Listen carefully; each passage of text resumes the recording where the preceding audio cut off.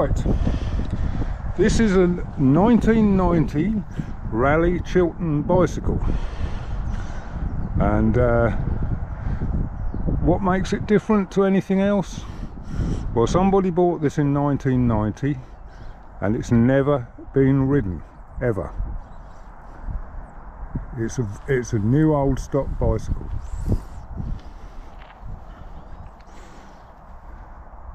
So I'm just going to give you a quick film round it so you can see. It's one of the last bikes that Raleigh ever made at Nottingham, and it's not been ridden. It's the Raleigh logo. The bike is mint, absolutely mint.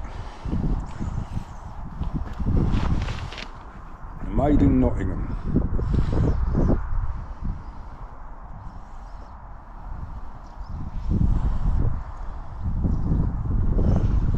It's got one or two little marks on it where it's been moved over the years, I suppose, and it's had a new set of tyres put on it because the old ones have gone flat and they've got flat spots in them because it had been stood for 35 years.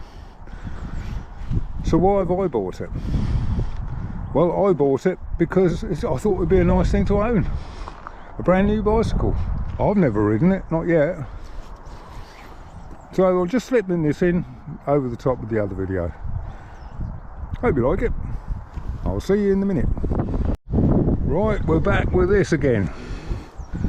I know I keep coming back to this bike, but I want to address some of the comments I've had in various videos. Endless being asked this is, if I could keep one bike out of all the bikes I've got, and I don't know how many I've got, I think somewhere between 22 and 25. I'm like a shepherd with his sheep. I don't know how many sheep I've got, but I'll know when one's missing. So if I could keep any one bike, which one would it be? It would be this one. And why is that? Well, I think this is as close to pure motorcycling as you can get from Royal Enfield, because basically what this bike is a 1954 bike, and this one was made in 2007, but it's virtually unchanged from 1954. I mean, Royal Enfield got an order from, this is a well-known story, this is, I'll cover it really quickly, but Royal Enfield got an order from the Indian Army for 800 bikes, bullets, and the stipulation is that they mustn't seize up. They don't want to be running them in. So that kept Royal Enfield really busy, because all their works, test riders and that, were all out on these running them in, until the order was fulfilled. And it wasn't very long before the Indian Army brought out another order wanting more of them, and then more again. Well, Royal Enfield had a bit of a meeting about it and thought, well, you know, we can't keep going on like this. We're not geared up for that kind of production. They're only small firm, Royal Enfield. So they got a firm in India involved, Madras Motors, and they said, look, if we make the bikes, make all the components, we'll assemble the engines and gearboxes, and we'll send the frames and forks and wheels and seat and handlebars and everything else, toolboxes and that, all flat packed to you. Can you put them together? So they said, yeah, we'll put them together. So they got a few of their mechanics over to Redditch and from India, and showed them how they're put together, and they went back with the knowledge, and Royal Enfield started flat packing them and sending them out there. And Indians being Indians, they're very enterprising. They didn't miss a trick there. They just said, well, look, we can make those toolboxes, and we can make this, and we can make that. And in very short order, they were making complete bikes under licence from Royal Enfield in the UK. And that's from about 1955 onwards they started making, well, probably a bit later than that, 1957, 58. But it was the 1954 UK version that they copied. So this bike hasn't changed since 1954. Yes, all right, it's got an Indian carburettor on it, and it's got a twin leading shoe front brake on the front. And they did away with the magneto and put a coil ignition on it, made it 12 volt, and that is about all the differences there are. So this is as close as you can get to riding a 1954 bike without actually owning a 1954 bike. And the difference is,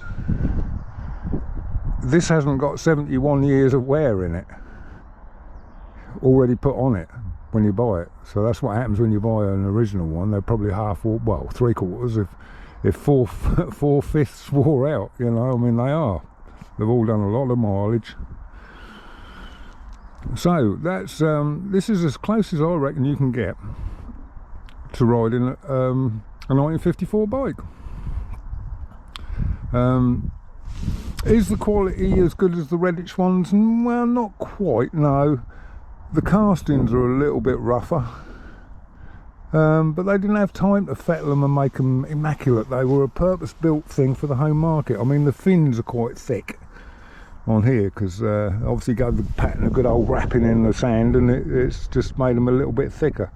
But it makes no difference to it. And the parts are all interchangeable, because a mate of mine had a 50s Redditch Trials bullet, cast iron bullet, and it was completely and utterly worn out. And I said, that's going to cost you something to sort that out. And he said, no, come with me and I'll show you what I've bought.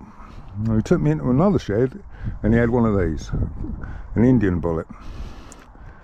And he said, all the bits will go straight in my engine. I said, they might do. He said, well, I'm going to take a chance on it. And he used his crankcases, his Redditch crankcases, and the gearbox shell, and he put every single thing out of the Royal Enfield Indian Bullet into his. The crank, the cams, the followers, the barrel, the head, everything. He put everything in. All the gearbox internals, everything went straight in. And he had a really nice little bike at the end of it all. And he said, I'm not guilty about breaking up in an Enfield India, because there's loads of them about. And he didn't pay much money for it either. So this is why I would keep this bike. They're not fast. I mean, I've got two 500 cast iron bullets, and I've got two 350 cast iron bullets. This scruffy old one, which is my favourite bike, go-to bike. I'm not worried about chrome dropping off it. And look at the silencer, look, it's well bad. But it hasn't rotted through yet. It's blowing a bit round here, but I'm not bothered about that either.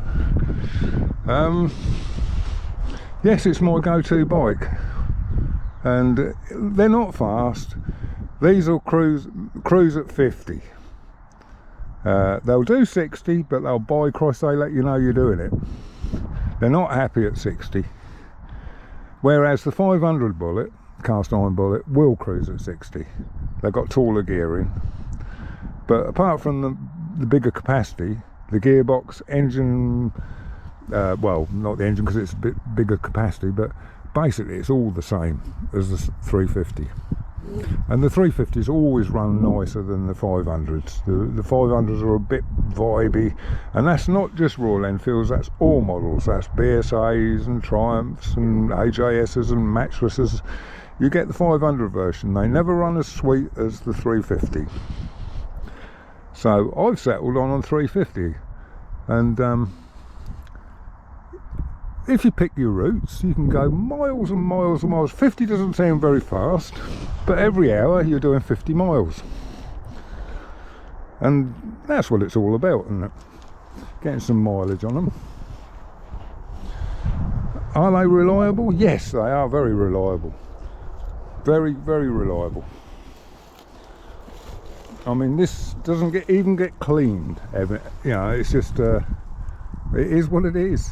the scruffy old Bullet, but it is my go-to bike. They're very, very gentle on tyres. The tyres normally rot off before they wear out. I've put a new pair of tyres on this because literally the sidewalls were cracking them away, front and back. But the tread was massively deep still on the back tyre. But I had an MOT come up and I thought, I'm not going to risk it. I'm going to put some decent tyres on it. So I did. So the seat's all ripped. You know, it's just where my legs have been rubbing on it, wearing the transfers off. I'm not bothered. It's just a great bike, and this is as close as you can get, like I say, to a 1954 bike. You can't get that with Triumphs. Triumphs, all the new Triumphs are nothing like the old Triumphs. All the internals in the engines are completely different. Same with the BSA, it's got a Rotax engine. I'm not saying there's anything wrong with that, but this is the real deal. This is, you know, what they always made. I mean, Royal Enfield didn't know how to make anything else apart from Royal Enfield Bullets. They didn't make any other kind of bikes. And they were making about 18,000 to 22,000 bikes a year for these, and that was about as much as they wanted to do, just to keep their home market satisfied. And it wasn't until Aisha Motors stepped into and bought them out, because they were getting in a bit of financial trouble because they didn't know how to make anything else. They were still making stuff on old lathes and milling machines that we gave them years ago in the 60s. You know, they wore out then. But they carried on making, because they're very enterprising, the Indians. They know how to get on and make things. They can get round problems. That's the main thing. They can get round problems. So this is what they built, and they carried on building it from 1955, 56, right up to 2008. I have seen a 2009 one, but I think that was just a straggler that was left out of being sold from a dealer somewhere. But that's the latest one I've ever seen. And Bullet, yeah, bulletproof. They are bulletproof. There's hardly anything to go wrong. All they want is just a regular service, an oil change, filter every now and then. Valve clearance is adjusted. It's easy, you just undo that nut and adjust the valve clearances there. That's it, job done. Tighten the head down a little bit. This blew a head gasket and now wants the head retorqued down again. But it's like minutes work. It's not anything hard. Yeah. So this is my last say on these, really. You know, if you want the real deal, if you want more performance and something that looks old but isn't, then there's plenty of other things in there. There's the Kawasaki W800 and stuff like that, Triumphs, the BSA, but they're all pretty chunky bikes. You know, the BSA is very chunky compared with the original Gold Star, and the Triumphs are huge compared with the old Triumphs. Yeah, there's no 650 in the BSA lineup, is there? Like they used to. But there we are. I thought I'd just cover this and make a little video about it again. I'm going to go out on it this afternoon. I'm going to make another video of somewhere where I'm going. But yeah, there we go. Hope you like this little sort of natter about it, and draws a lot of attention. People say, oh, how old is that then?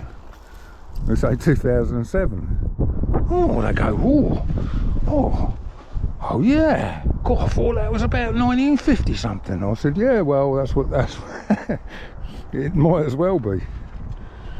Anyway, I'll leave you at that, and I'll see you on the next video, which will be very shortly, because I'm going to be filming it today. So, alright, catch up with you later. Bye bye.